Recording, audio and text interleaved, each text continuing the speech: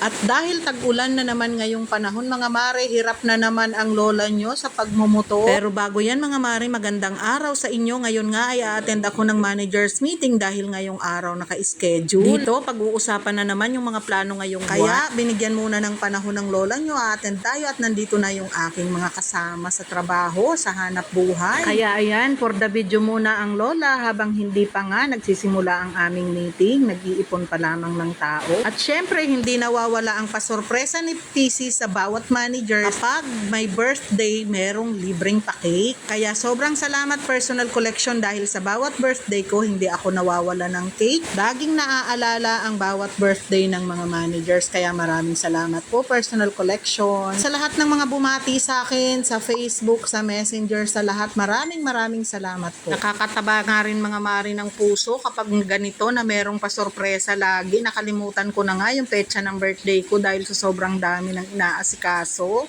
Pero dahil ang Personal Collection, hindi nila ako nakakalimutan. Kaya ang saya-saya ng lola nyo. Kaya nga sabi ko dyan, maraming salamat talaga sa lahat dahil taon-taon meron akong libreng cake. Ay kwento ko nga sa inyo mga mari, kung hindi siguro ako pumasok sa hanap buhay na ito nung nagbe-birthday ako noon, hindi ko pa naaalala na naghanda ako o nagkaroon ako ng cake. Lalo na nung anliliit pa ng mga anak ko, uunahin ko pa ba yung handa at cake kesa sa pangangailangan ng mga anak ko? Sinong relate dyan? Aminin nyo, ganyan din kayo. Uunahin nyo yung pangangailangan sa bahay kesa sa birthday nyo. Pero dahil napasok ko itong hanap buhay na ito isang dekada na mga mare, hindi ako nawawala ng cake sa bawat birthday ko.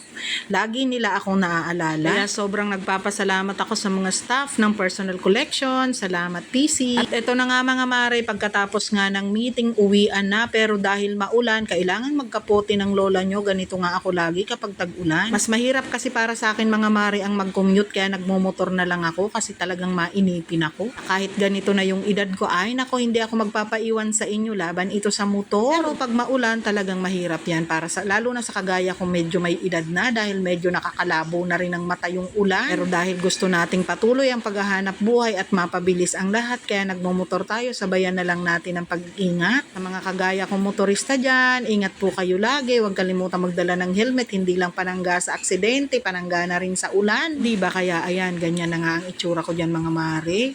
Kapag umuulan, talagang siguradong mababasa ka. Kaya pag upo ko nga dyan mga mari, basa pa pala yung upuan. Kaya syempre, nabasa ang lola nyo.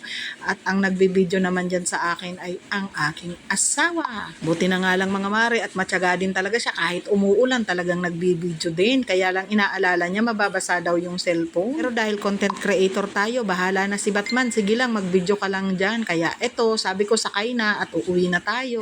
At ayan na nga mga mari, ang kalsada talagang mahirap kung wala kang kapote, basa, magkakasakit. Pero dahil bawal magkasakit, kaya lagi tayo magkapote at mag-helmet. At muli po ang aking pasasalamat sa mga bumati sa aking birthday. Maraming salamat po sa inyo. Yung mga bumati sa Facebook, sa Messenger, sa personal, maraming salamat po. Hindi ko na po kayo maiisa-isa.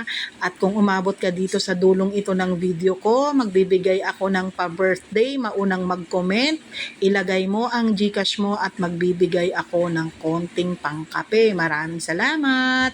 Follow for more.